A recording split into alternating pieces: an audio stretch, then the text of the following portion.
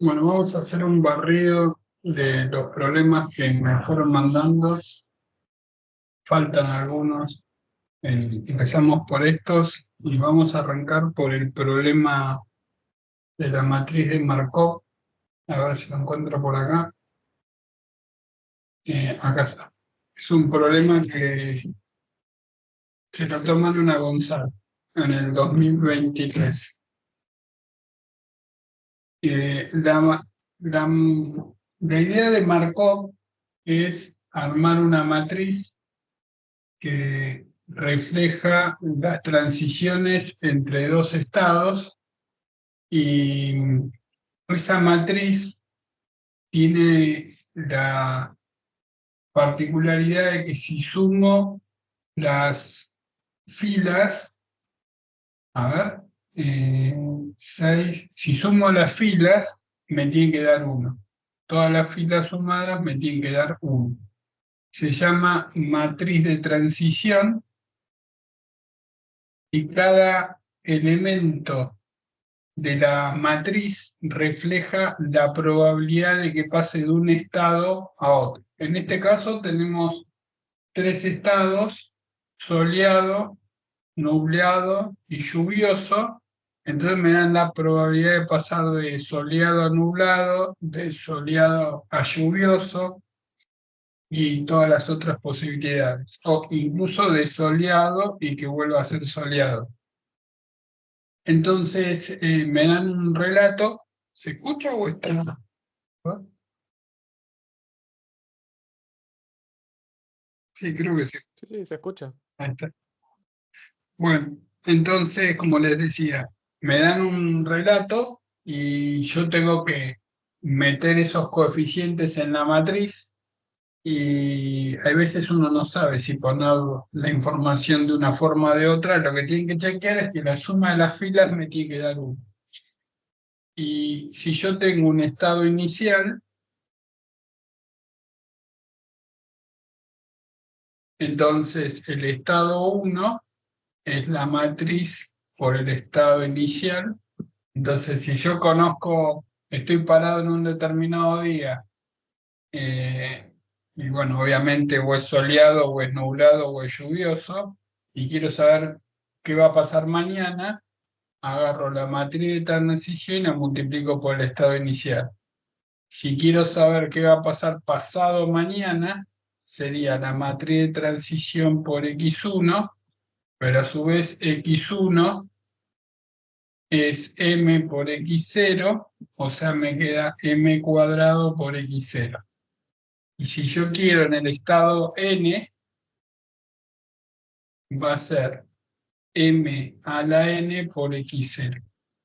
Entonces, siempre el primer paso es hallar la matriz de transición, calcular qué va a pasar mañana o pasado mañana, y después me preguntan qué pasa en el infinito. Entonces, cuando me dicen qué pasa en el infinito, tengo que calcular m a la n. Entonces, calcular m a la n es medio complicado, porque ya hacer m cuadrado es un bajón. Si bien hay calculadoras que les multiplican las matrices, el truco es diagonalizar la matriz. Entonces, si yo diagonalizo la matriz, ¿qué pasa? Esto ya es álgebra. Tenemos que xn es la matriz de transición a la n por x0. Ahora, ¿cómo saco eso? Diagonalizo y la matriz esa la puedo escribir como C por la matriz diagonal, que está formada por los autovalores, por C a la menos 1. Entonces, m a la n va a ser C por lambda 1 a la n, lambda 2 a la n, lambda 3 a la n, por C a la menos 1. Entonces, si yo quiero el estado n, que es m a la n por el estado 0, es C por lambda 1 a la n, lambda 2 a la n, lambda 3 a la n, todos ceros por acá, todos ceros por acá, por c a la menos 1 por x0. Entonces, si me dicen qué pasa en el infinito, si va a haber un estado estacionario o no, hay que tomar límite, y al tener escrito así, es muy simple, porque para que tenga un estado estacionario, los lambda sub i tienen que ser menores o iguales que 1, si no van a tener que diverger. Puede ocurrir que si tengo un menos 1 a la n oscile, pero si los módulos son menor que 1, o si lambda es 1, va a llegar a un estado estacionario, y, y bueno, esa es la idea del ejercicio. Entonces, tenemos que sacar primero la matriz P, y nos dan la info para sacarlo, porque nos dicen, la primera parte del ejercicio dice: si estamos en un día soleado, la probabilidad de que el próximo día sea soleado, o sea, estamos en un día soleado, y mañana puede ser soleado, nublado o lluvioso, y me dan esas probabilidades: 3/5 en esta rama, 3/10 en esta rama, y 1/10 en esta rama. Entonces, la matriz de transición, que la llama P, pero yo la voy a llamar M, recordemos que esto va a ser soleado, nublado, lluvioso. Acá soleado, nublado, lluvioso. Entonces, acá pongo 3/5, acá pongo 3/10, acá pongo 1/10, y chequeo que la suma me dé 1. 6/10 más 3/10 más 1/10 me da 1.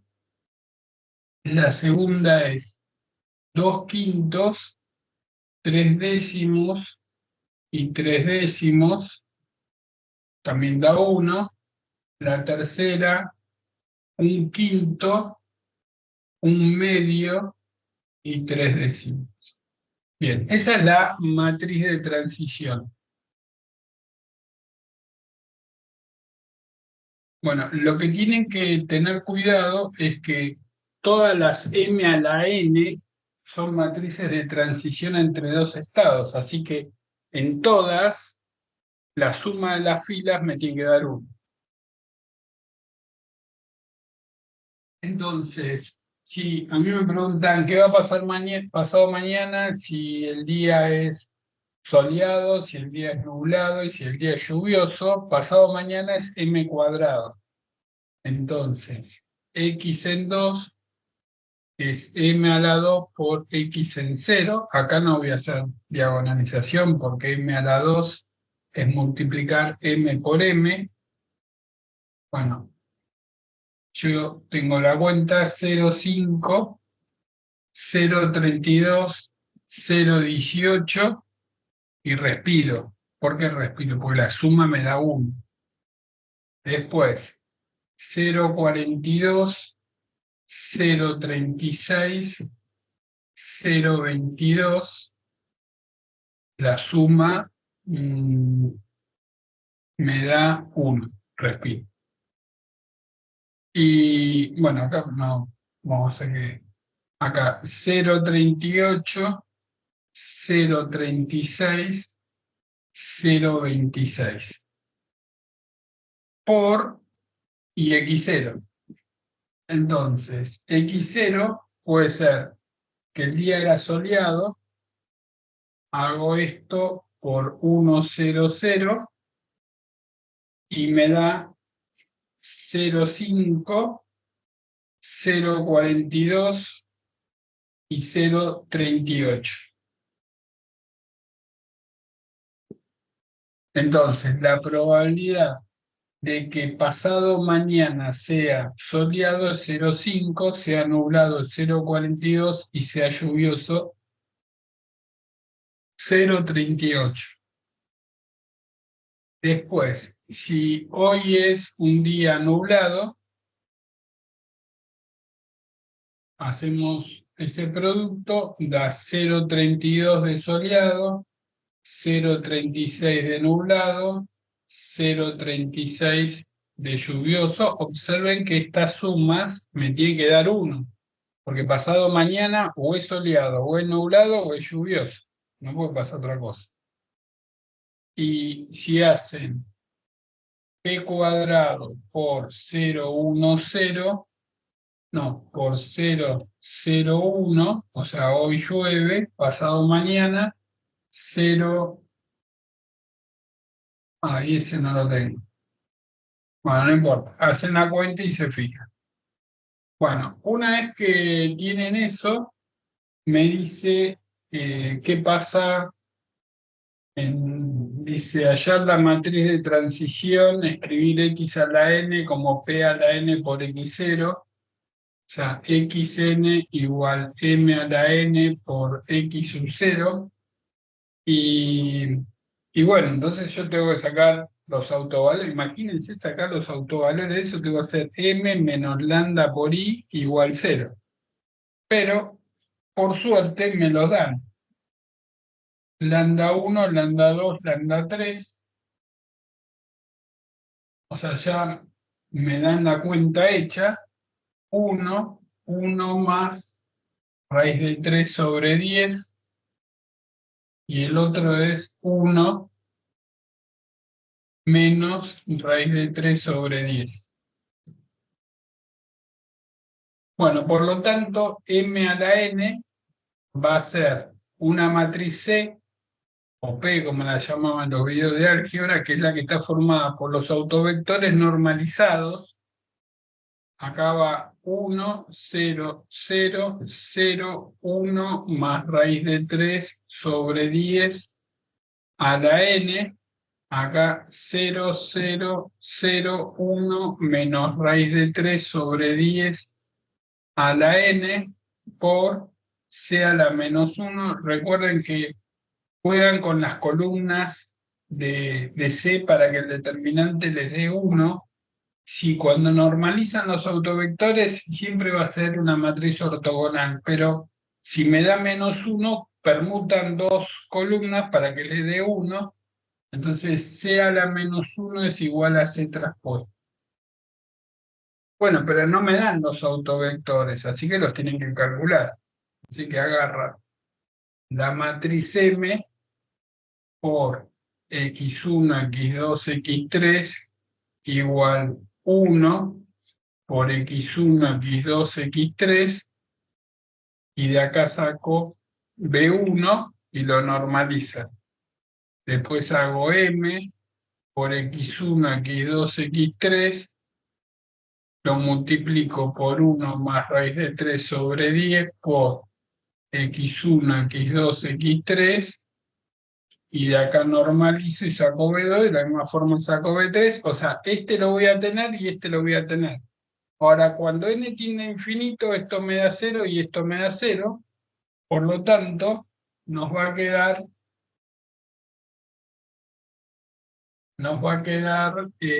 una cosa así, que m a la n es c por 1, 0, 0, 0, 0, 0, 0, 0, 0 por c a la menos 1, que es c transpuesta. Entonces, como C y C transpuesta lo tienen, porque C está formada por los autovectores normalizados, bueno, hacen la cuenta, se fijan lo que les da, multiplican por el valor inicial y se fijan si depende del valor inicial o no, y en función de eso responden lo que dice. O sea, es un ejercicio, primero se dan cuenta que es una matriz de Markov, porque me hablan de probabilidades, y siempre que hablan de un problema de probabilidades, de estoy en un estado y tengo posibilidad de pasar a este o seguir en este, eso es Markov. Sí, puede ser 3 estados, si son 2 estados es más simple, es una matriz de 2×2, esto, esto, esto y esto, y sacan la matriz. Siempre se las ingenian para que las filas le dé 1, en algunas bibliografías lo ponen al revés, que las columnas le den 1, pero entonces el estado inicial, en vez de ponerlo como un vector columna a la derecha, lo tienen que poner como un vector fila a la izquierda, es medio antinatural, por la forma en que vieron autovectores y autovalores. Entonces me doy cuenta que es Markov, entiendo lo de las transiciones, sé chequear que la suma de las filas me tiene que dar 1, y sé que me van a preguntar qué pasa en el infinito y eso implica diagonalizar. En este caso, lo más complicado en cuenta sería sacar los autovalores, me los dieron. Y bueno, después, una vez que tienen los autovalores, hay que sacar los autovectores y hacer el procedimiento de diagonalización. Bueno, este era uno de los ejercicios. Bueno, quería ver, vamos con otro, que es ese que estaba ahí arriba, el de un terrenito que creo que era del mismo examen. Lo mandé en el PDF del examen. Acá está. El problema, acá, este que no me acuerdo quién me preguntó si lo podía hacer. El problema, ¿cuál es? El 7, que dice una persona compra una parcela.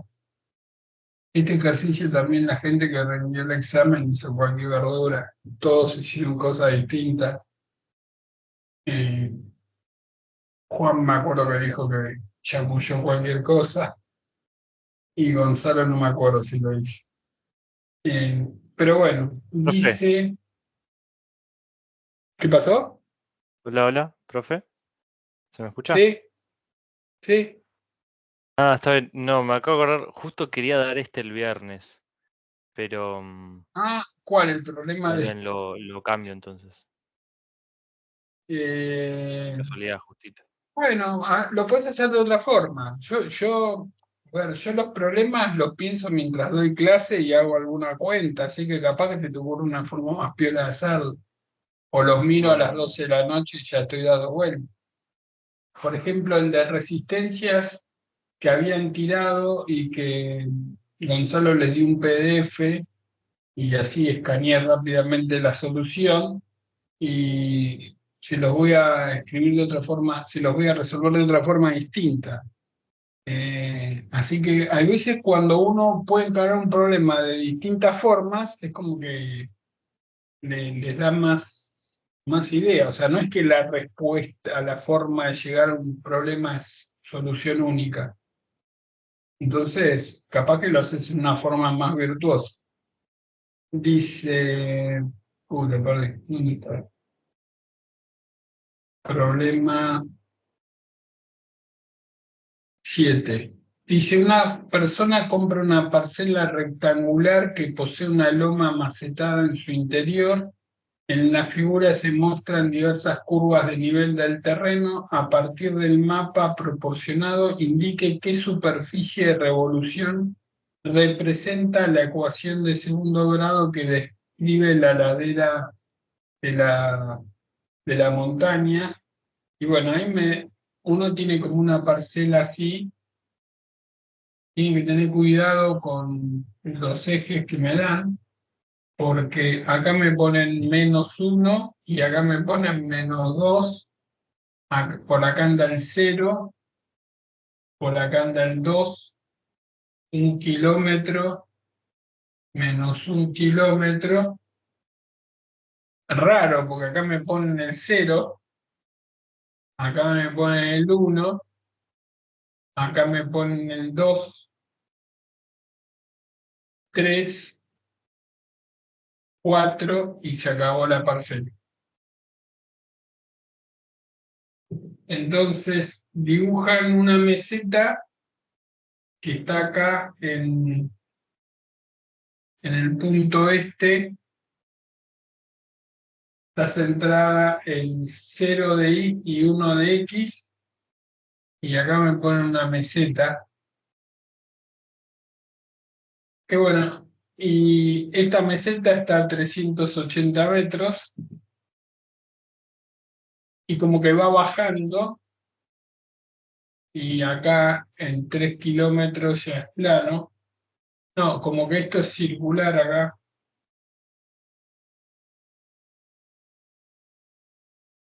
Una cosa así. Si lo miran de costado es como así, acá está truncado y así, y es de revolución.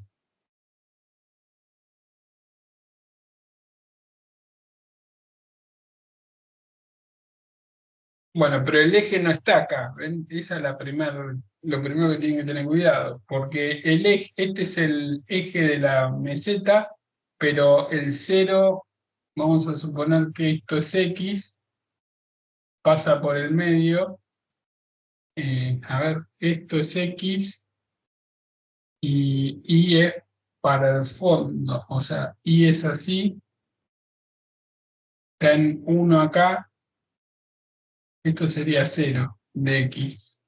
No, el cero de X, bueno, está centrado en este punto, acá. Entonces primero tienen que tener cuidado porque estos son kilómetros y la meseta tiene una altura en metros. Dice que es de revolución, así que pueden ensayar tipo una cosa que tiene una altura menos x cuadrado sobre a cuadrado menos y cuadrado sobre a cuadrado. Esto tiene que ser igual porque es de revolución. En el centro, bueno, primero en X, fíjense que está trasladada en X, así que tendríamos que poner X menos 1 al cuadrado sobre a cuadrado. Esa sería una forma. Otra forma sería proponer que z es a por r cuadrado más b por r más c, como que es una parábola en zr y la hacen girar. De cualquiera de las dos formas la pueden plantear. Eh, y bueno, tenemos que saber lo que vale en este coeficiente A y este coeficiente H. Nosotros sabemos que en Z en 1, 0 es igual a 380, o sea, 0,38.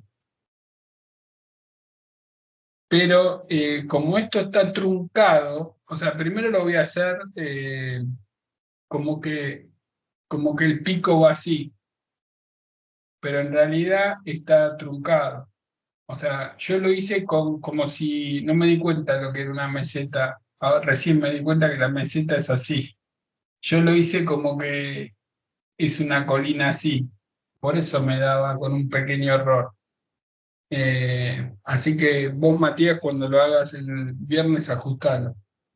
Entonces, yo digo, esto es h menos 1 menos 1 al cuadrado sobre a cuadrado menos 0 al cuadrado sobre a cuadrado. Obviamente saco que h es 0,38 y después uso el punto 1 menos 1, z en 1 menos 1 me tiene que dar 0,3 porque tiene 300 metros, y esto es 0,38 menos 1 menos 1 al cuadrado sobre a cuadrado menos, acá pongo un menos 1 al cuadrado, es 1 sobre a cuadrado, esto se va, de acá sale a cuadrado. Entonces hacen a cuadrado y les da 100 octavos. Entonces, haciéndolo así, que en realidad hay que ajustarlo, pues yo lo hice como que va para arriba del todo, entonces me queda que z en xy es 0,38 menos x menos 1 al cuadrado por 8 sobre 100 menos 8y cuadrado sobre 100.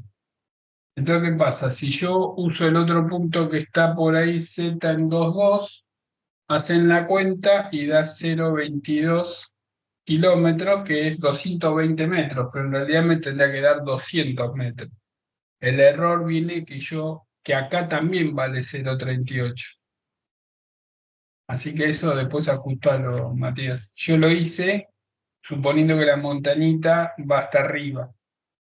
No me acordaba que meseta era algo plano. Eh, y después hacen Z en 3,0, hacen la cuenta y da 0,06. O sea, me está dando 6 metros y tendría que dar 0. O sea, ese pequeño error que yo cuando hacía la cuenta mientras daba clase, yo dije, le debo estar pifiando en algún número, pero ahora veo que en realidad es porque 0,38 vale no en 1, 0, sino en el puntito este donde empieza la meseta. Bueno, también lo pueden hacer de esta forma, ¿sí? Y ajustar los valores de ABC. Una vez que arman eso, después el ejercicio es más tranquilo porque me preguntan, ¿qué me preguntan? Me preguntan que calcule el área total del terreno. Entonces, bueno, tienen que calcular esta parte, que lo pueden hacer como el área del rectángulo menos el área del círculo S. Después, este circulito, como es meseta, también lo pueden calcular. Y la parte lateral, una vez que tienen la función, aplican como análisis 2. Cada vez que quiero calcular un área de una función, es la integral doble de la norma de n, diferencial u, diferencial b, y sacan el área lateral. Suman todas las áreas y eso le da el área del terreno. Después me dice cuál es la mayor pendiente a lo largo de ese camino.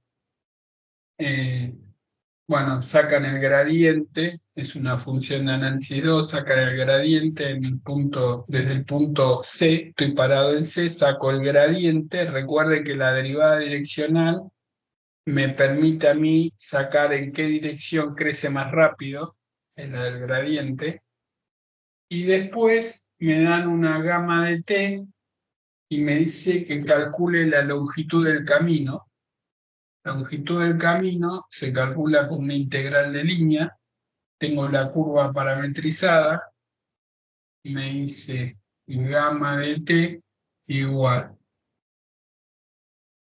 1, 0 más menos 3 sobre 2 pi t más 2, coseno de t, seno de t. Y me dice que saque la longitud del camino, desde el punto A hasta el punto D. Bueno, ponen las coordenadas del punto A y sacan t. Voy a sacar t sub A, pongo las coordenadas del punto D y saco t sub D. Entonces la longitud del camino es la integral entre t sub A y t sub D de la norma de gamma prima de t diferencial t. Hacen esa cuentita y tienen la longitud del camino. Bueno, después, si tienen alguna duda, me preguntan. ¿Estamos grabando? Sí. Bueno, fíjate si lo podés hacer de otra forma, Matías, o si lo tenías pensado hacer de otra manera, o ten en cuenta lo que es una meseta, que yo no lo tuve en cuenta. Bueno, ahora vamos a hacer primero un comentario que vi que habían escrito. Si yo tengo un circuito así, hay que escribir B igual I por R más L por DI de T, no menos. Si yo hago la malla y la recorro así, ahí viene el menos. Tal vez de ahí viene la confusión. Entonces, es como que la bobina actúa en contra. Si yo hago el recorrido de la ley de Kirchhoff, por eso le pongo un menos ahí. pero la ecuación es esta. Recuerden que hicimos RL, RC, LC y RLC. Estudien bien los 4 casos. Sepan cómo van las corrientes. En LR la corriente es B sobre R por 1 menos E a la menos T sobre tau, porque la bobina, cuando el tiempo tiende a infinito, se comporta como un cable. Entonces, ven, cuando el T va o sea, en cero no tengo corriente. Y cuando T va a infinito, es como si no estuviese la bobina, como si fuese un cable. Y también pueden calcular el balance energético. En todos los casos pueden hacer el balance. ¿Qué es el balance energético?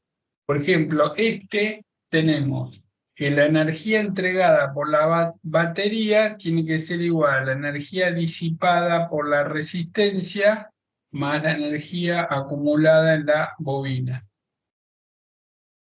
Entonces, la energía entregada por la batería es I por B. La energía I por B integrado, ¿no? Entre 0 e infinito. Y es I de T, o sea, tienen que agarrar esto, meterlo acá, multiplicarlo por B, hacer integral entre 0 e infinito. La energía disipada tiene que ser la integral entre 0 y más infinito de I cuadrado por R de T. También les va a depender de T. Y la energía en la bobina es un medio de C por I cuadrado, diferencial T, también integran entre 0 y más. Y está bueno hacer estos cálculos y ver, puede integrar entre 0 y T y ver que en todo momento el balance energético se cumple. Y lo mismo con estos que están acá. Esto ya lo dije 20.000 veces, no tengo una resistencia, entonces el capacitor y la bobina se pasan la energía de campo eléctrico a campo magnético y viceversa, va y viene, así que esto es la ley de Hooke, o sea, es como si fuese un resorte. Por eso hay un chico que va a dar un chico, ¿no? ¿Quién era? Sebastián, creo, que en el 20 y pico va a dar analogías entre circuitos y, y resortes. Porque un mismo modelo matemático me sirve para sacar cosas de uno y del otro y sirve. Bien, entonces eso por un lado. Por otro lado, había otro ejercicio que mandó un chico, que era el del capacitor, creo que era así. Había una llavecita, entonces acá tengo así, acá tengo una resistencia, acá tengo una bobina, esto es C, esto es C, esto es R, y es un choice. O sea, tienen que pensar que es un choice, que significa que no puedo estar 3 horas haciendo la cuenta. Tiene que ser algo rápido, y seguramente cuando uno hace algo rápido y hay cosas que no las justifico o les puede generar ruido. Y vamos a ver por qué es eh, medio turbio. Me dice que este capacitor tiene un potencial V0, o sea, tiene una carga, y cierro la llave. Entonces, lo que va a ocurrir, como el otro capacitor está descargado, es que vamos a tener una Q1 de T y vamos a tener una Q2 de T, y obviamente la suma de estas dos cargas va a ser la carga inicial, o sea, va a ser B0 sobre C. Eso se entiende. El ejercicio dice la energía disipada por la resistencia. Entonces, cuando yo cierro la llave, lo que va a ocurrir es que el voltaje que tenía esta rama, al tirar carga a la otra rama, va a bajar. me acuerdo que en las playlists yo les hice el ejemplo de un circuito donde había un capacitor así, acá había una llave y acá había otro capacitor y la llave estaba acá y después pasaba al otro lado. Entonces les preguntaban qué carga queda en cada capacitor, una cosa así. Entonces, y bueno, y cuando yo paso a la otra llave, me desconecto de la fuente, la carga tiene que ser constante. Y estos dos capacitores quedan en paralelo. Bueno, acá no tengo pila, tengo directamente una llavecita, pero lo que puedo decir es que la energía inicial de mi sistema es la que está en ese capacitor, que es un medio de C por B0 cuadrado. Este sería el estado inicial.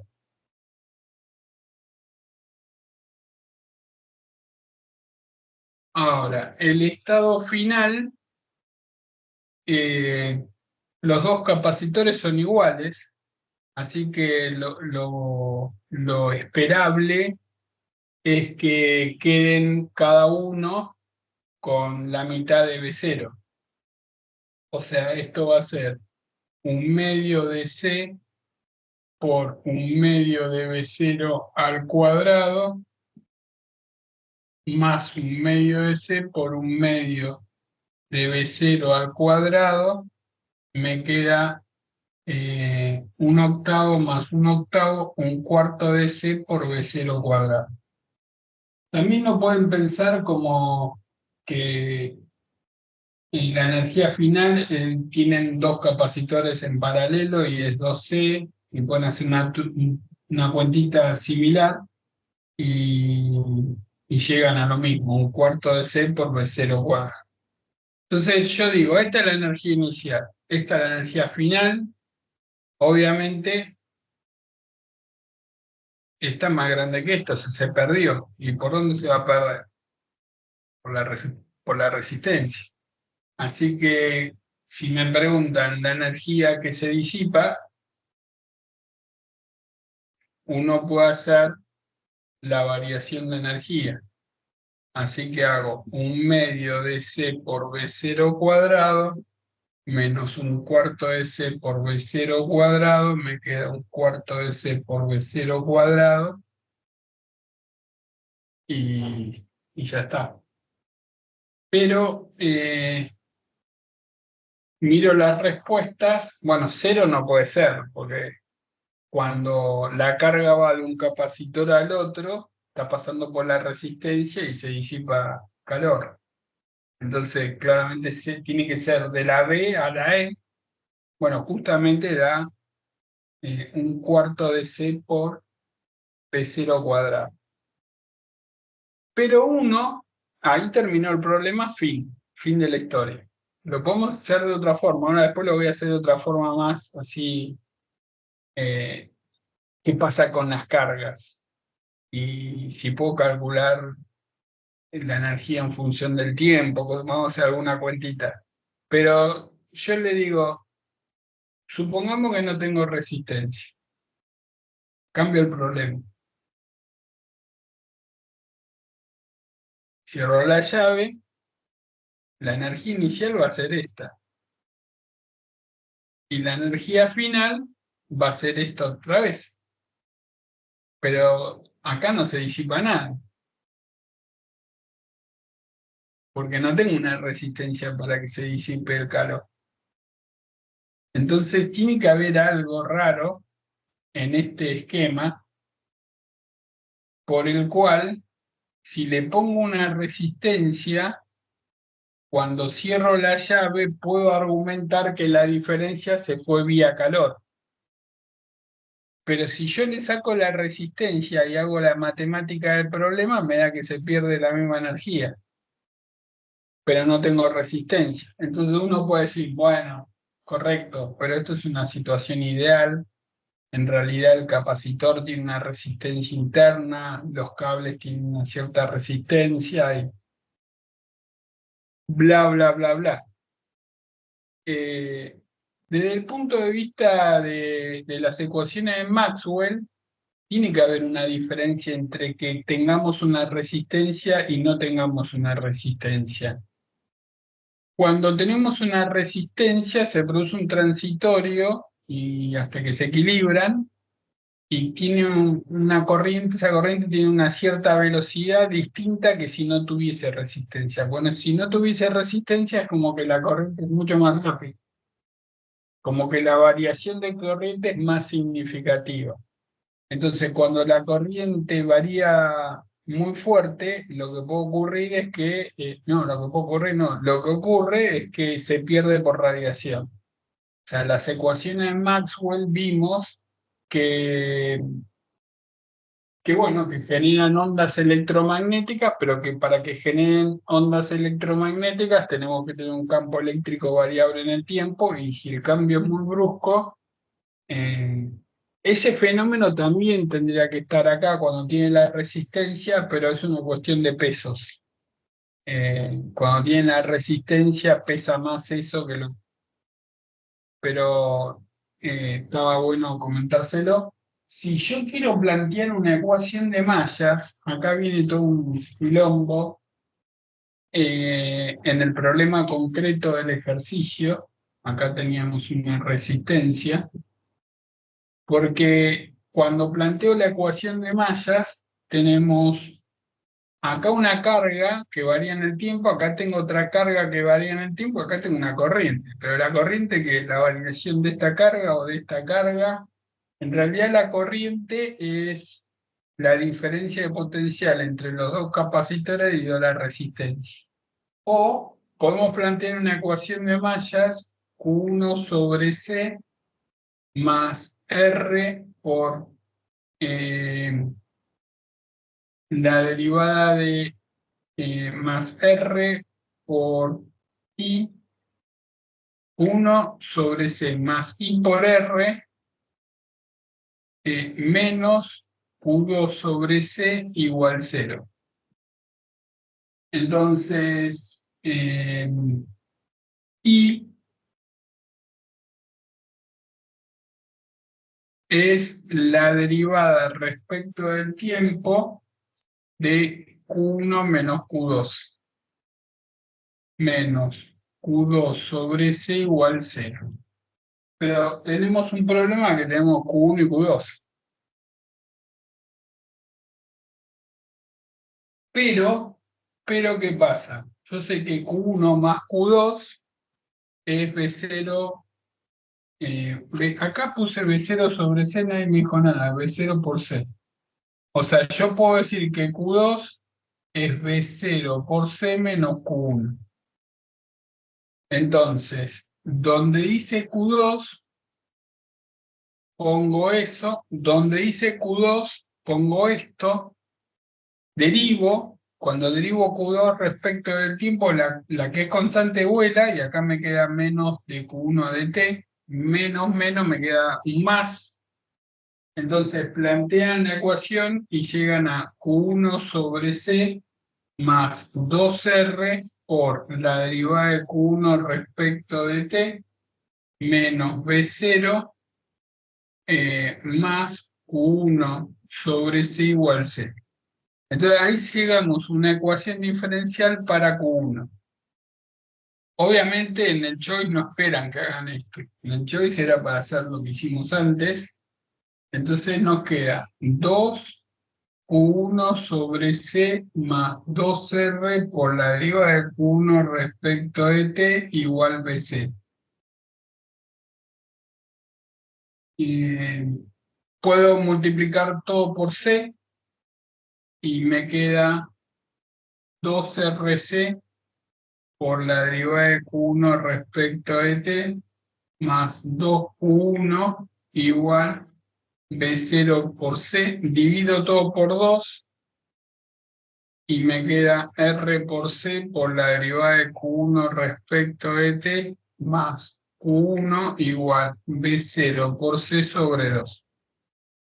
Bueno, resuelven esa ecuación diferencial, usan que Q1 en 0 es B0 por C y llegan a una expresión de Q1 de T que es B0 por C sobre 2 por 1 más E a la menos 1 sobre RC por T. Observen lo siguiente. En T igual 0 me da esto. En T igual infinito me queda la mitad de la carga. Y cuando hacen Q2 de T, es B0 por C sobre 2 por 1 menos C a la menos 1 sobre RC por T. Entonces, observen que en todo momento la suma de las cargas es B0 por C. Acá me está diciendo que en 0 esta era 0, Q2 en 0 es 0, y que Q2 en infinito es B0 por C sobre 2.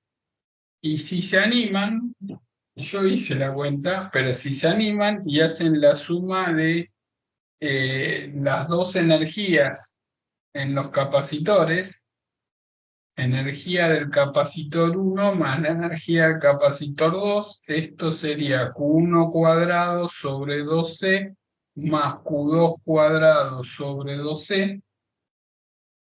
Hacen esta cuentita y les da un cuarto de C por B0 al cuadrado. O sea, celestial.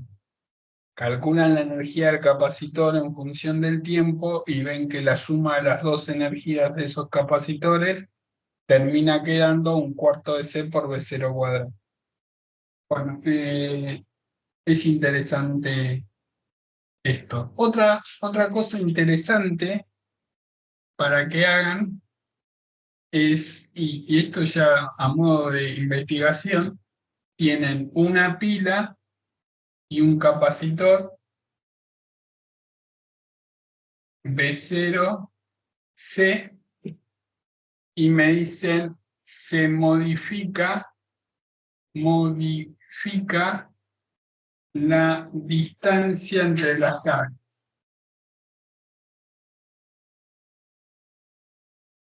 Entre las placas, perdón. Entre las placas al doble. Obviamente modifico C. Situación 1, sin desconectar de la fuente. Y situación 2, desconectando de la fuente. Yo creo que en los playlists hice una cuenta parecida. Tienen que saber que tienen una capacidad inicial que es A, es 0 sobre D, y tiene una capacidad final que es A, es 0 sobre 2D. Tienen que usar que sin desconectar de la fuente, que sí que B es constante, así que la fórmula de la energía a usar es un medio de C por B cuadrado. Entonces la energía inicial va a ser así. La energía final va a ser un medio de C final por B cuadrado, el B va a ser el mismo, dividen miembro a miembro, energía inicial sobre energía final es C0 sobre C final es C0 sobre 2, así que acá me dan 2, o sea, la energía final es un medio de la energía inicial, o sea, se perdió energía. Y después lo hacen desconectando de la fuente. Q es constante, y cuando Q es constante, la capacidad es lo mismo, entonces lo que me conviene usar es, la energía inicial es Q cuadrado sobre 2C0, la energía final es Q cuadrado sobre 2C final. La pongo en términos de Q porque Q inicial y final va a ser la misma, hacen el cociente y sacan que la energía final creo que da el doble de la inicial. Entonces pregúntense cómo puede ser que hago el mismo procedimiento, pero por un lado está el trabajo mecánico para separar las placas. En un caso aumenta la energía y en otro caso disminuye. Bueno, eso para que lo piensen. Bueno, después A ver. Bueno, la discusión de los campos, eso es algo interesante. Yo les hice una pregunta hoy a las 6 de la mañana, no sé si la vieron. Cuando nos preguntamos del campo eléctrico y tenemos dos carguitas, tenemos la ley de Coulomb que es K Q1, Q2 sobre distancia al cuadrado, el módulo. Tenemos, en el caso del campo gravitatorio, el módulo de la fuerza es la constante gravitacional por el producto de la masa dividido la distancia al cuadrado. Y uno dice distancia al cuadrado.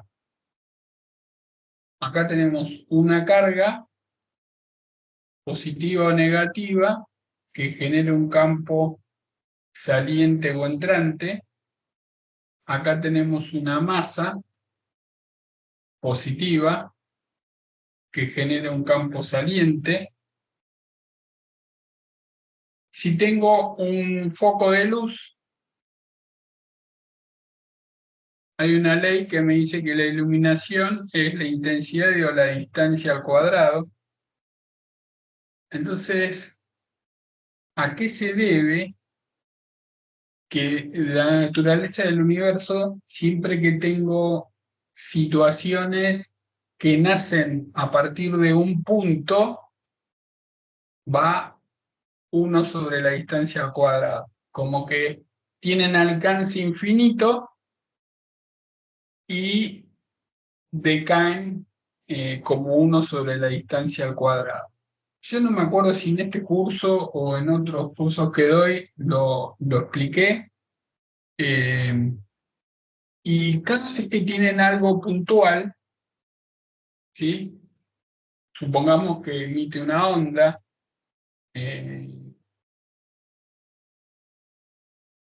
un foco de luz, una carga, una masa, esa intensidad viaja por el espacio y cuando el foco es puntual,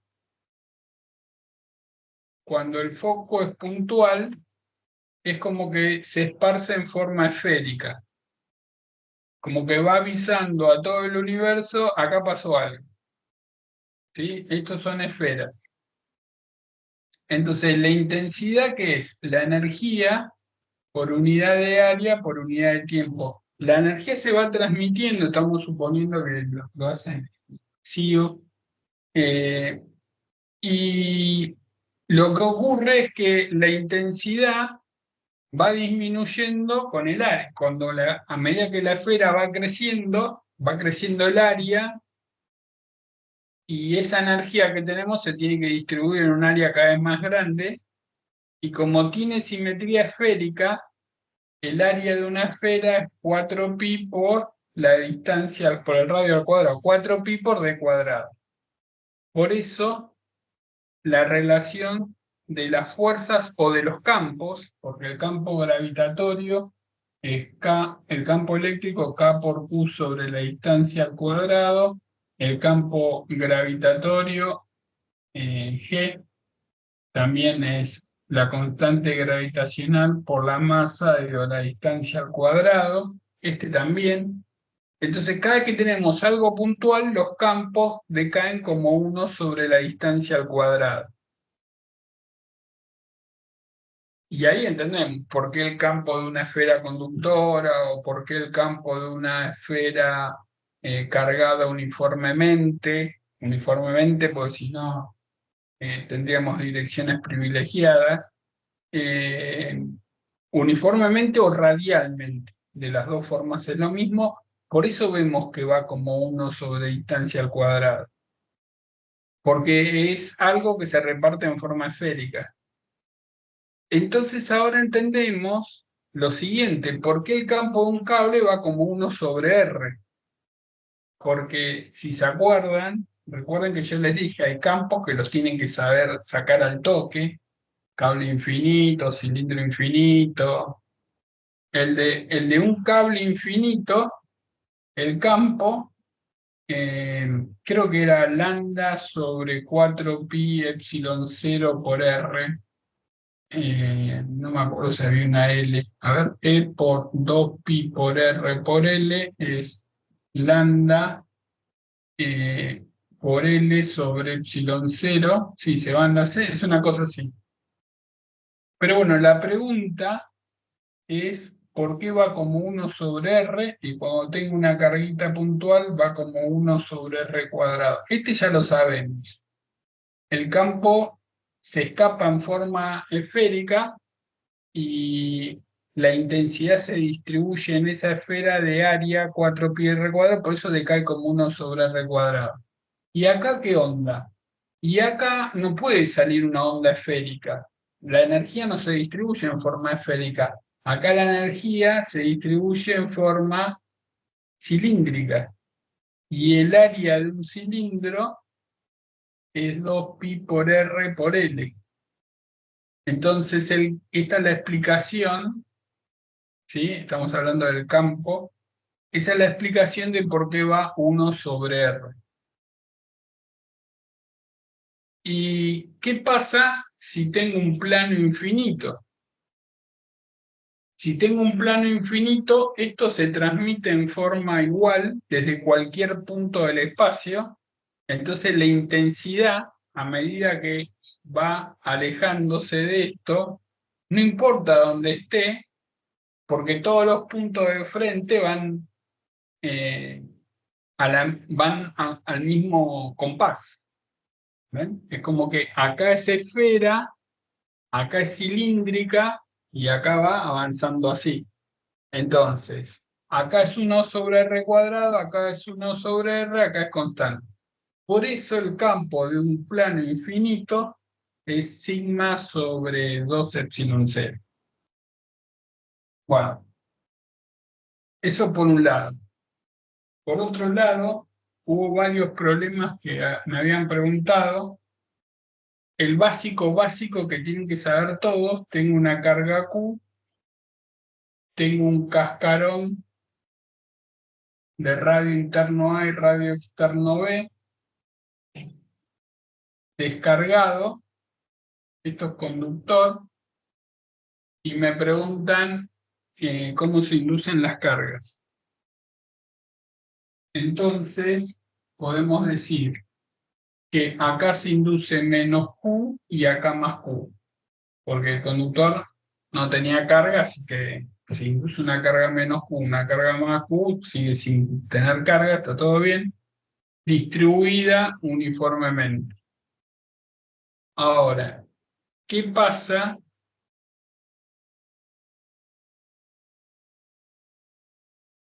si la carga Q no está en el centro? Está ahí. Se corre del origen. ¿Se induce distinto?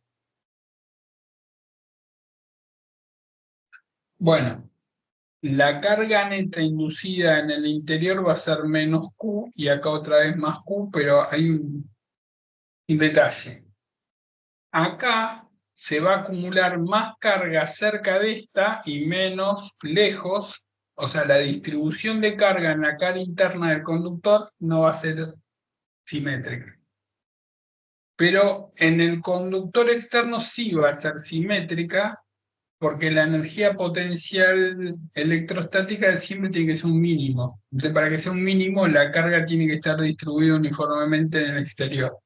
Entonces, en este caso me pueden pedir el campo en todo punto del espacio.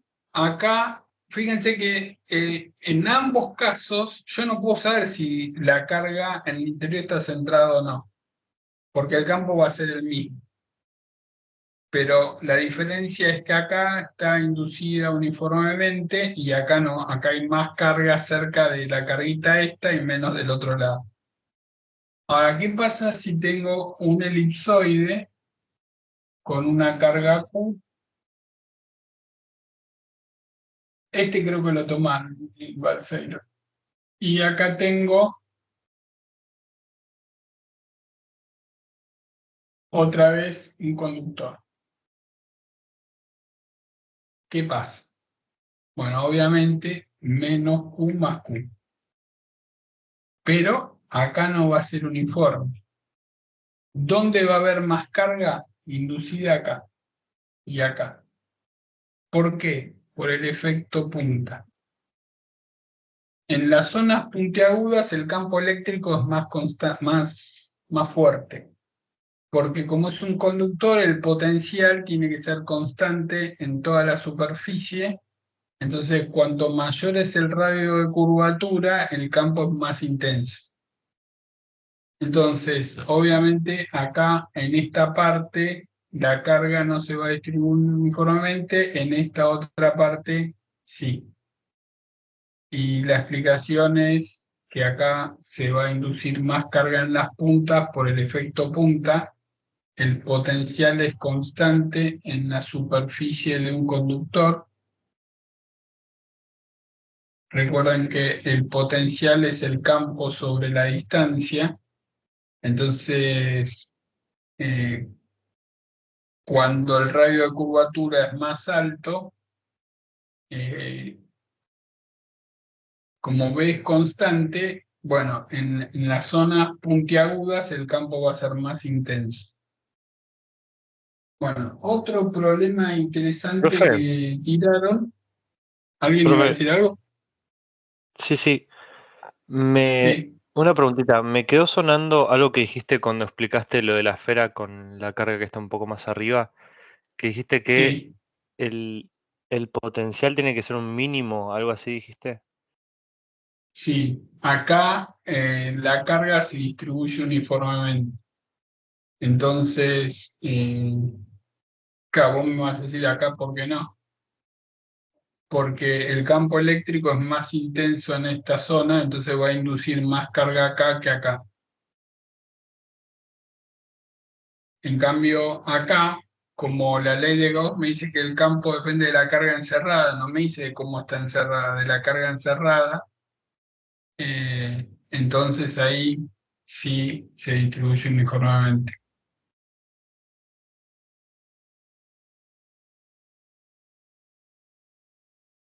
Igual, pensar, estoy pensando. Este, cualquier cosa me escribís si te surge otra duda o si la tenés ya en la cabeza.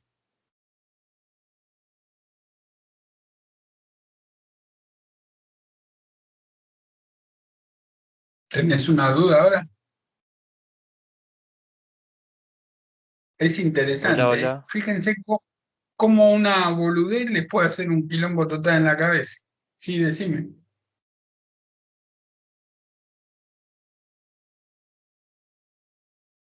¿Se cortó? Justo se salió. Imagino que antes de vuelta. Ah, se le habrá cortado. Hola. Ahí entiendo él. No, pero no era Matías. Hola. Ah, ahí está Matías. Hola, profe. ¿Tenés Sí, otra se duda? me cortó todo, pero bueno, no lo Sí. pude ver.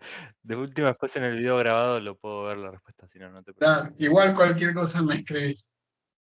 Dale, Juan, dale. otro problema interesante es, a ver dónde está mi teléfono. Uno,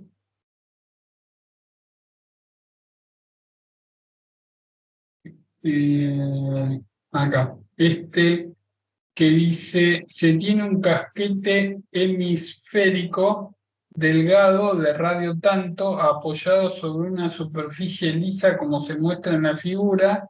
En el punto más alto hay un agujero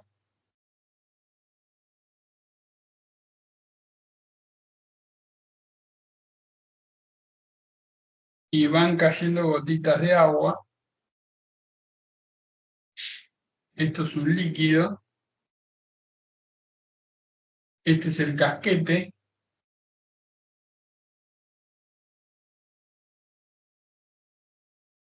Me dicen que la densidad del agua es 1000 kilogramos sobre metro cúbico, que el radio del casquete es 0,5 metros. que entra agua muy lentamente, la cual llena el interior del casquete. O sea, se va llenando, se llena. Entonces, dice, cuando el nivel del líquido alcanza el punto más alto, el agua comienza a deslizar por la zona de apoyo. O sea, cuando llega arriba, empieza a perder agua por acá. En esas condiciones, el peso del casquete, me preguntan cuánto vale.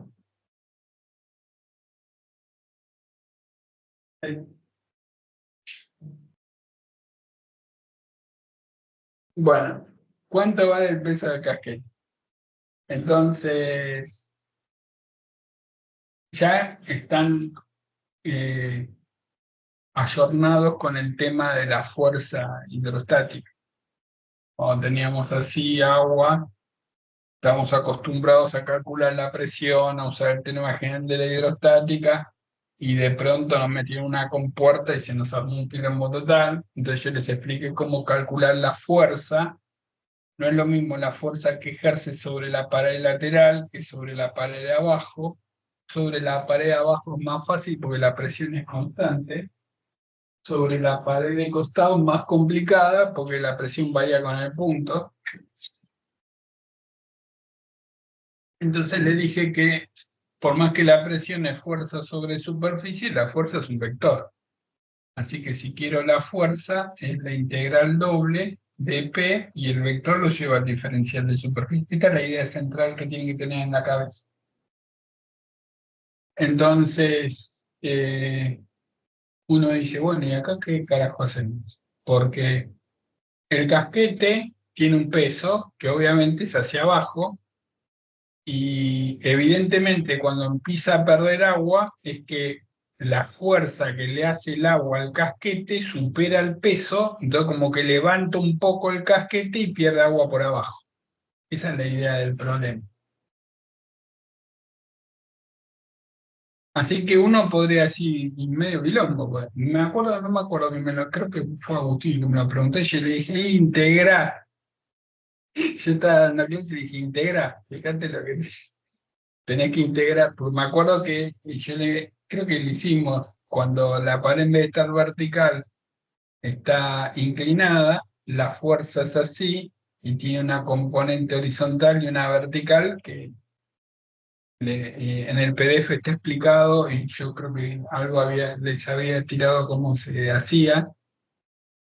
Y también hay otra cuando la pared es tipo casquete, un cuarto de casquete, también hay una fórmula.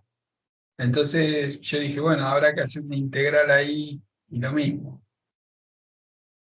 Pero por la simetría del problema, esto cuando se llenó de agua, lo que podemos saber es que la fuerza que va a quedar es la que va para arriba.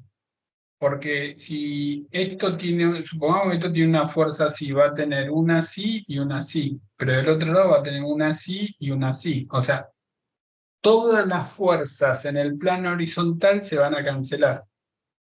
¿Lo ven eso? Todas las fuerzas en el plano horizontal se van a cancelar. Entonces solamente me va a quedar la fuerza en el plano vertical. Y bueno, la fuerza esa es el peso del líquido que está atrapado ahí. Así que tendríamos que decir que el peso del casquete es 1/2 de 4/3 de pi por r cubo por la densidad del agua por g. Y se acabó. Peso. Entonces uno puede decir, ¿y si en vez de ser un casquete semiesférico es un casquete, un vaso cilíndrico? Va a pasar lo mismo. O sea, un pequeño orificio donde entra agua, tiqui, tiqui, tiqui. Y lo mismo, porque acá las fuerzas laterales se van a cancelar. Entonces va a ser otra vez lo mismo el volumen atrapado. Lo único que puede cambiar es si de pronto me dan, en vez de darme mitad de casquete, me den un cuarto del casquete. O sea, que sea una cosa así. ¿Ven? La mitad. Uy, lo dibujé. Si lo miro de costado, así. ¿Sí? O sea, esto es como que va así. Porque ahí la fuerza sobre esta pared no se va a cancelar sobre la otra pared. Pero bueno, Dios quiera que no se les ocurra tomar una cosa así.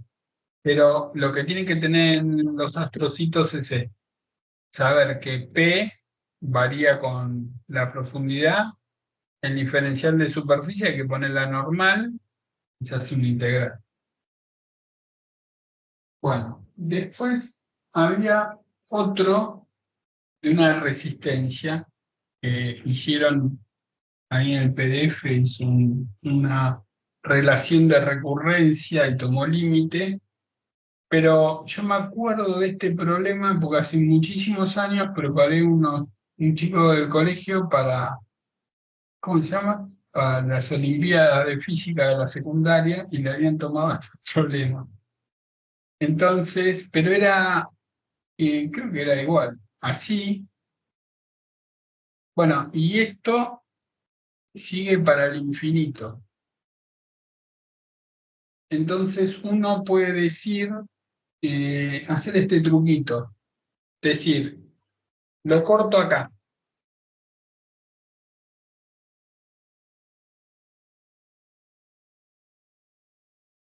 Y eso va a ser una resistencia equivalente que desconozco, por lo tanto, lo podemos simplificar como que tengo una R,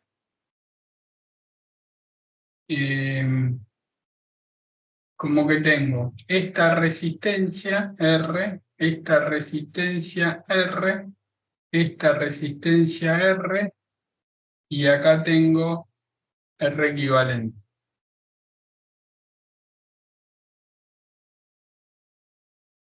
Ahora, estas dos están en paralelo en serie con estas dos. O sea, acá voy a tener una resistencia equivalente que va a ser exactamente la misma que tengo acá, porque son infinitos. ¿Ven? Estos infinitos módulos, visto desde acá o visto de acá, tienen que ser lo mismo. Entonces, esta R equivalente tiene que ser igual a esta R equivalente. Ahora, esa R equivalente la puedo pensar como 2R más el paralelo de estas dos, que es R por R equivalente, dividido R más R equivalente. Entonces, esa es una ecuación cuadrática y de acá despejan R equivalente. Esta R equivalente me da 1 más raíz de 3 por R. Bueno, una vez que tienen eso claro, o sea, este es un claro, tiene que estar en YouTube esto. Si ponen resistencias, no sé cómo ponerlo, resistencias, distribución de resistencias infinitas siguiendo un patrón, seguro que aparece. Entonces ahí es otra forma de resolver el ejercicio sin recurrencia.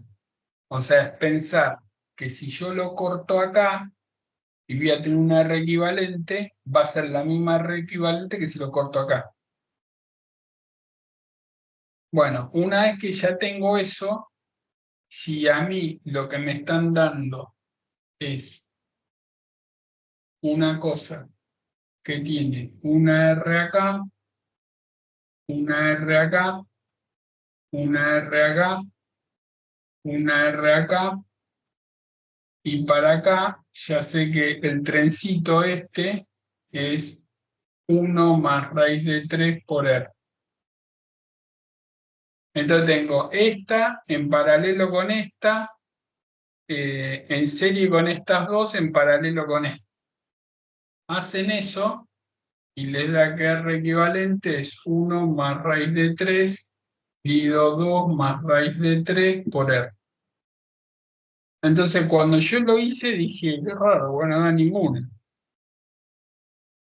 Entonces, supongamos que llegan a esto y dice, no me da ninguna.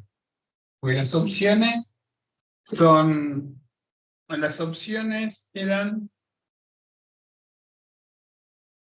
a ver, eran 1.2 R, 1 raíz de 3 R, 3 cuartos R, R dividido 1 más raíz de 2, raíz de 3 menos 1 por R.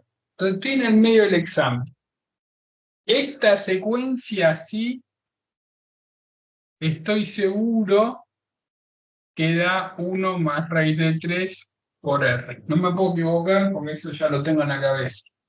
Así que si me ponen una resistencia más, hacemos este esquemita, me da eso, pero no da ninguna opción. Entonces las opciones son, o lo tacho y no lo entrego, o me tiro por la ventana, o qué otra cosa puedo hacer. ¿Qué podemos hacer?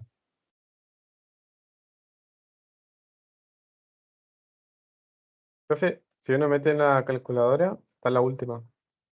Bueno, pero ¿le dejan usar calculadora? ¿Sí? ¿Pueden usar calculadora en el examen? Sí, te dejan No sé mientras si... no haga ninguna integral, nada raro, te dejan.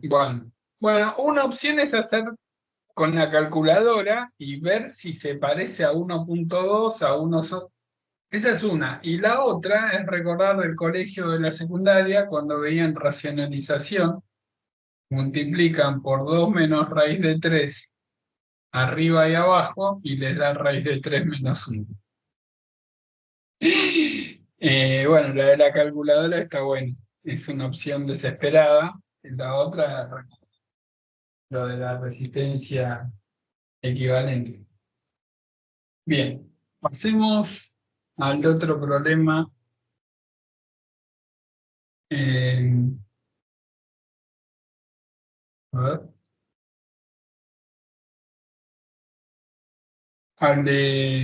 al de las antenas. El que está ahí, ondas, problema 19. Me dice, vamos a hacer el dibujito.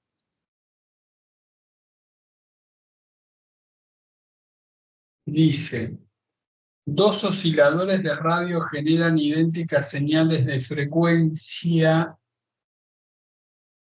30 MHz. Las ondas de radio idénticas se propagan desde la antena, desde cada antena, de igual manera en todas sus direcciones, sobre puntos de un círculo a 30 kilómetros, centrado en el punto medio de ambas antenas emisoras. Las señales máximas son recibidas solamente en la dirección norte-sur, este-oeste, y las señales mínimas sobre las líneas haciendo un ángulo de 30 grados con la dirección norte-sur. ¿A cuántos metros está separada las antenas y en qué dirección? Entonces, hacemos un círculo así.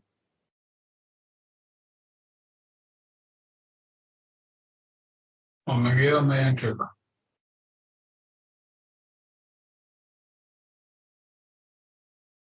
Entonces, como que las antenas están, el punto medio entre las, o sea, yo no sé si las antenas están así puestas o están así puestas, eso no lo sé. Pero el punto medio de las antenas está acá y el radio de esto es 30 kilómetros. Entonces me dice que acá este es el norte, este es el sur, este es el este es el oeste y acá tenemos máximos, máximo, máximo, máximo, máximo, y tenemos mínimos acá y acá, tenemos mínimo, mínimo, mínimo, mínimo.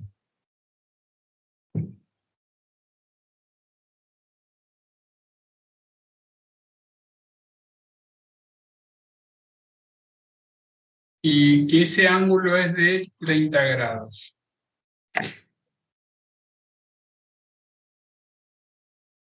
Esto es 30. Esto es 30, etc. Entonces nos preguntan en qué dirección están las antenas y me preguntan la distancia entre las antenas. Entonces, supongamos estamos en el examen y ven eso.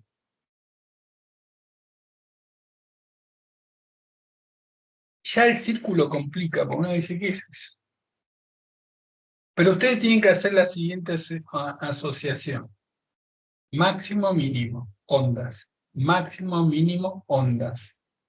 Máximo, mínimo, ondas es interferencia. Distancia entre las antenas, doble rendija. Pero uno dice, pero ¿cómo la doble? Uno dice, pero la doble rendija es así. Y acá está la pantalla. ¿Qué tiene que ver este círculo?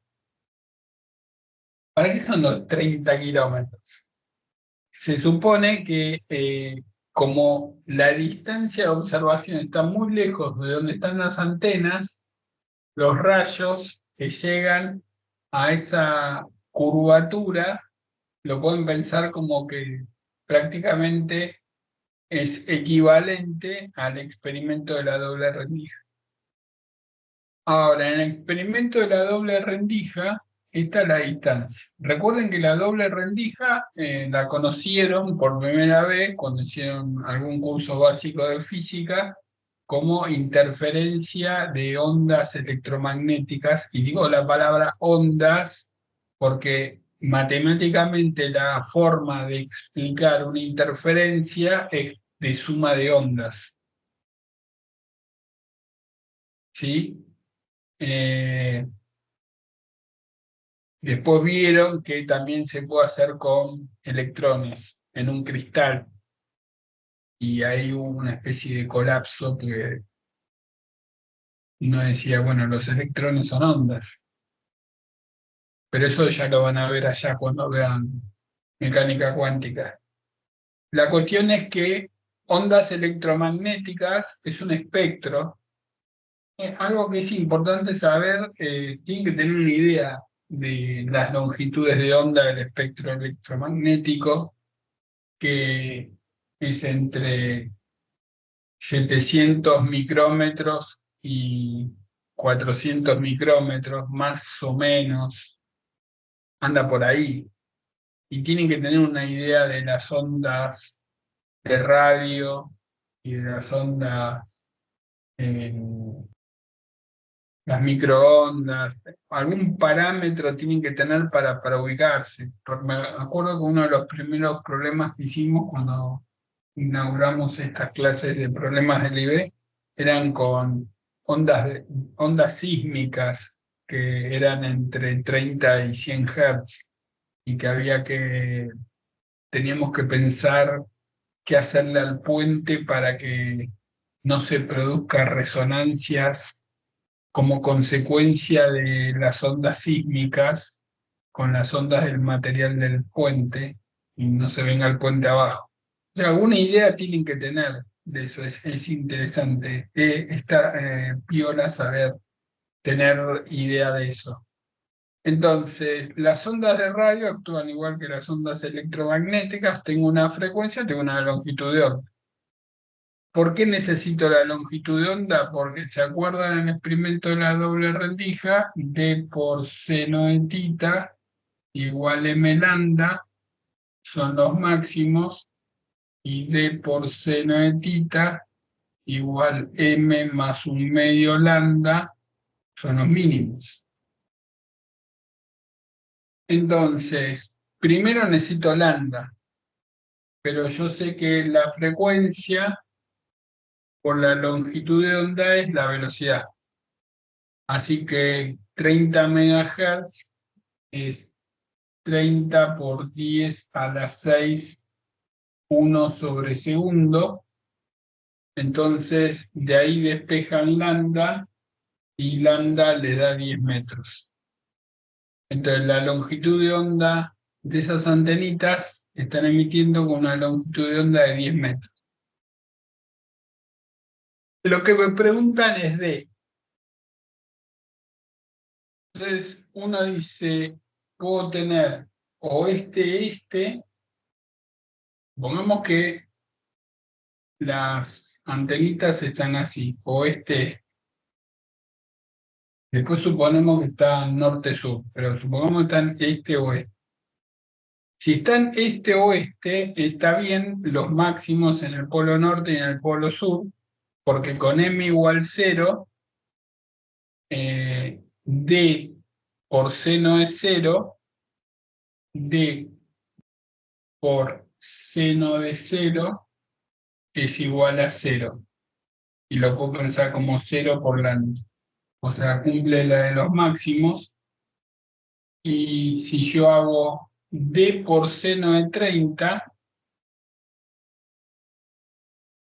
me tiene que dar lambda sobre 2, que es la de los mínimos. Como pongo m igual 0, me da lambda sobre 2, o sea, me da 5 metros. O sea, acá me daría d igual 10 metros. Y si hago d por seno de 90,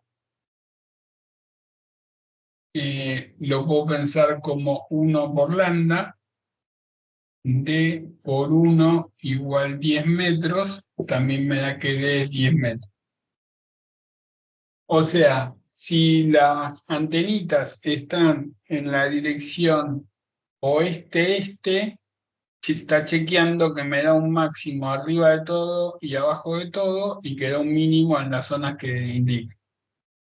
Ahora, no sé si hay una respuesta así, me parece que sí. 10 metros norte-sur. 10 metros este-oeste, no. Pero ¿qué pasa si la ponemos en la dirección norte-sur? O sea, en vez de ponerla así, las antenitas las ponemos así. Si las ponemos así, esta la cumple, pero acá el ángulo sería 60. Y d por seno de 60 igual 5 metros, me daría que d es 5,8 metros. Y d por seno de 90 me daría 10 metros, me daría d por seno, bueno, pero este ya no cumple, ¿ven? Este no cumple, porque me está dando otra cosa. Así que la correcta es de la otra forma. Independientemente de cuál es la correcta, cuál es la no correcta, uno tiene que aprender a ubicar los problemas. Entonces, si me están hablando de máximos y mínimos, y me están hablando de antenas, y me están diciendo 30 kilómetros de distancia, es doble rendija.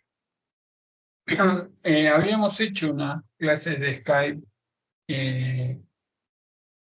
muy en detalle el tema de las ondas, de óptica física, y recuerden que hay muchas, o sea, 2 rendijas con interferencia, una rendija de difracción, después n rendijas con interferencia solamente y aparecían máximos secundarios, y después n rendijas y con difracción e interferencia, entonces aparecía algo modulado. Es muy raro que les tiren un problema así, porque ¿quién se acuerda? Bueno, qué sé yo, puede ocurrir, ¿no? ¿Quién se acuerda que I es I0 por el seno cuadrado de n gamma sobre seno de gamma al cuadrado por seno cuadrado de beta sobre beta? Es difícil acordarse de eso. O sea, yo no vi problema, o sea, en algunas universidades sí lo toman, pero pues están haciendo un curso de óptica. Entonces es como que uno, pero acá en un curso donde tienen mecánica, óptica, electromagnetismo, etcétera, es difícil que, o sea, no se hagan drama por no acordarse esa fórmula. Sí, los tips que les tiré que cuando tienen 2 rendijas no hay máximo secundario, cuando tienen 3 hay un solo máximo secundario, si tienen 4 hay 2 máximos secundarios, si tienen n va a ser n menos 2 máximos secundarios y n menos 1 mínimos secundarios, que la intensidad, la posición de los máximos principales es independiente del número de rendijas, que la intensidad en los máximos principales va como n cuadrado por i0, esas cosas sí, pero bueno, después acordarse que d por seno de θ igual m lambda en interferencia y d por seno, a por seno de θ igual m lambda mínimos de difracción, eso se pueden acordar.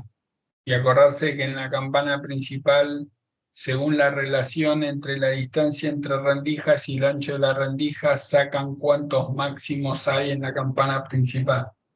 Pero más que eso, no.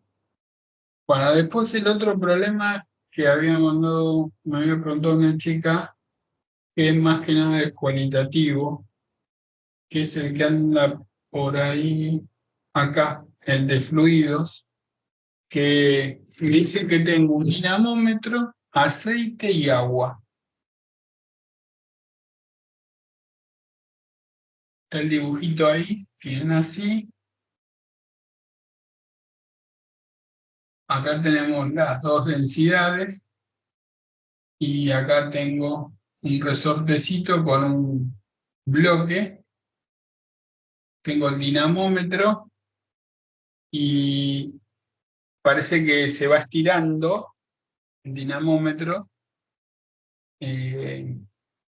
Dice, un cilindro de acero suspendido de un dinamómetro se sumerge, o sea, yo tengo el dinamómetro con un cilindro. Entonces el dinamómetro, pum, clavó en una distancia, porque está midiendo el peso del cilindro de acero. Pero el dispositivo yo lo empiezo a ir bajando y esto se empieza a sumergir en estos dos líquidos. Esa es la idea. O sea, no es que esto está fijo al techo. O sea, yo esto lo empiezo a bajar todo el sistema y se va hundiendo el acerito. Entonces ustedes saben que un cuerpo pesa menos sumergido que en el aire, porque tiene el empuje. Entonces, ¿qué pasa? Si lo vamos introduciendo en el líquido, el dinamómetro va a marcar otra cosa, porque el dinamómetro marca el peso aparente del bloquecito. Entonces va a marcar una cosa cuando está en el aire.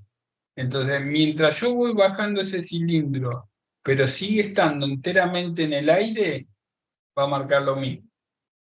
Cuando entra en el líquido, va a marcar distinto, porque va a pesar menos. Se va a cortar la distancia. Y cuando se sumerge totalmente, mientras va bajando, pero está en esta zona, siempre va a marcar lo mismo, porque el empuje es constante. Cuando entra en esta zona, otra vez empieza a cambiar, porque el empuje empieza a aumentar. Cuando entra en esta zona, otra vez es constante. Entonces nos dan gráficos, porque nos dicen los gráficos describen la lectura del dinamómetro en función de la distancia del cilindro al fondo. La distancia del cilindro al fondo. Entonces me ponen acá lo que mide el dinamómetro mide con una regla, una distancia, y acá mido la distancia al fondo. Entonces, cuando la distancia al fondo se achica, el dinamómetro va a marcar menos, porque pesa menos, ¿sí? Cuando está totalmente sumergido en el líquido abajo, es constante, va a marcar algo. Ven que en esta zona la lectura del dinamómetro es constante. Cuando está pasando de un líquido al otro, el dinamómetro se va a estirar, ¿ven? Cuanto más cerca estoy del fondo, menos va, cuando más cerca estoy del fondo, menos va a marcar el dinamómetro porque el empuje es más alto. Cuando salgo de este líquido y entro en el otro líquido, vuelve a marcar constante. ¿Por qué? Porque el empuje es constante, o sea, mientras esté en esta zonita va a ser siempre lo mismo. Cuando empieza a salir al aire, va a pesar más. Y después cuando sale totalmente, es constante. Bueno, habla de un gráfico A, B, C, D, el B se lo comieron. Pero bueno, lo que la gente se confunde es con la distancia al fondo. Cuando baja la distancia al fondo, pesa menos. Entonces la distancia al dinamómetro es más chiquita. Entonces la opción correcta es la A. Yo no sé si el año pasado tomaron choice. Y me parece que no. No sé de qué año son los choice. No dice el año. Bueno, puede ocurrir que algún que otro problema sea choice y el resto no choice. Bueno, creo que me quedaron algún par de problemas que me pasaron. El jueves vamos a trabajar otra vez de 10 a 12 y el viernes de 10 a 11:30 vamos a tener 3 clases, 2 malenas y una de Matías. 2 malenas, son malenas distintas. Y bueno, y el 24 va a dar una clase este chico de ingeniería mecánica, vínculos entre la energía, entre los sistemas eléctricos y los sistemas de resorte. Y después eso que vi que decían si entra acoplado, no entra, puede entrar acoplado tranquilamente, es física 1. ¿Por qué no puede entrar? Sí que puede entrar. O sea, puede entrar cualquier cosa. Le pueden decir una nave espacial de SpaceX despega de Saturno con una gravedad, onda disco, con cuál es la velocidad de escape o cosas. Le pueden decir cualquier cosa porque no están entrando, están entrando en el balseiro. Entonces, siempre insisto, conceptos, entender bien los conceptos es la clave, porque cuando vean la hoja del examen, van a darse cuenta que todo el 70% de los ejercicios no los vieron nunca en su vida. Entonces, tiene sentido hacer problema del IBE para aprender más o menos cuál es la dinámica, pero no tienen que ir ilusionados, me van a tomar este o algo parecido, porque no va a pasar. Entonces, ¿qué pasa? ¿Cómo reacciona uno ante un problema desconocido? Yo trabajo con chicos de ingeniería de todas las facultades, desde psicólogos, estudiantes de psicología que les tengo que explicar estadística, cada 3 minutos me están insultando para que quieren ver eso, que no les interesa, que es aburrida, que qué sé yo, estudiante de arquitectura y estudiante de ingeniería. En todas esas ramas, ¿cómo se aprueban las materias? Practicando parciales viejos. Uno practica. El problema es cuando el profesor renuncia y aparece uno nuevo. Cuando aparece uno nuevo es como que cambia la dinámica de los problemas. Pero bueno, hace 2, 3 exámenes y ya le sacan la ficha. Toma esto, esto, esto, aquello. Los parciales que siempre los acomodan mal a los chicos es Física 3 de la UNSAM. Física 3 de la UNSAM salen con problemas que no tienen nada que ver con lo visto anteriormente, porque el que da clase de física 3 en la UNSAM es un doctor en física de exactas. Y en la carrera, cuando yo hice la carrera de física pasaba lo mismo, o sea, no había, no estaba ni YouTube ni nada de eso, pero había una fotocopiadora. Pero hacer parciales viejo era garantía de que el parcial iba a ser distinto. Entonces uno tiene que tratar de aprender a que van a tener miedo pero hacer muchos parciales, yo hablé con 2 chicas que intentaban el año pasado, hablé hoy, y que se sabían todo, y me dijeron que sí, que se saturaron con los problemas, y que de pronto cuando vieron que el examen era nada que ver, no muy complicado, pero nada que ver con lo medio que se pusieron nerviosos. Entonces que no les pase lo mismo. Y hay veces es mejor tal vez no estar tan pendiente del grupo. O sea, tal vez conviene, depende de cada uno, pero cuando uno está estudiando, eh, qué sé yo, oscilaciones y mandan un problema al grupo de circuito y mandan otro y mandan y medio que le van mirando los ojo, como que se descompaginan.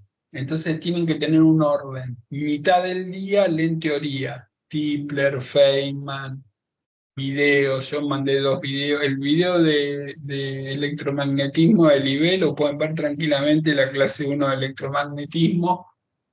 Eh, es muy buena y les suma. Y el video que les mandé de una esfera dieléctrica que ponen inmersa en un campo eléctrico, suma un montón. Entonces, hagan método de los chicos que entraron. Los chicos que entraron en el IB, todos leían libros de teoría y practicaban problemas. Y en el caso de Milagros y Serafín, no miraban el grupo, estudiaban entre ellos. Porque se distraían y se dispersaban. Eso no quiere decir que no lo vean, o sea, lo pueden ver tranquilamente, pero lean la mitad del día teoría. Yo estoy preparando videos cortos de todos los temas para después tirárselos y que en 4 videos puedan ver todo electromagnetismo, que en 4 videos puedan ver todo análisis 2, es la ley del 4, para que cuando falte poco tiempo puedan recordar las cosas importantes de cada materia. Bueno, los que tengan problemas creo que hay 2 o 3 que me quedaron que me habían dicho, los haremos el jueves, pero si tienen dudas IBE, del IBE o estándares, ¿no? Yo siempre les digo, busquen cómo se saca el campo magnético de un solenoide finito, porque no es fácil. Pero sépanlo, porque puede aparecer tranquilamente un solenoide finito. Y sepan todos los campos básicos que hay que saber.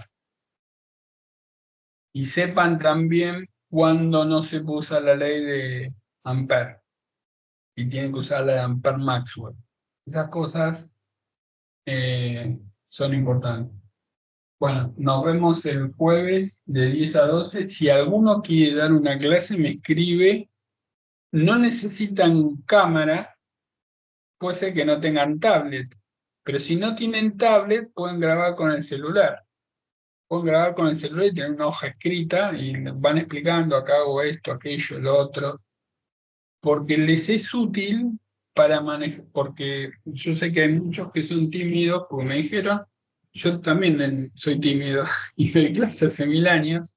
En general, la mayoría de los docentes son tímidos. Parece contradictorio, pero es así, pero sirve para fijar una idea. Porque una cosa es cuando uno estudia y se hace el rollo de cómo es, y otra cosa es cuando lo explica.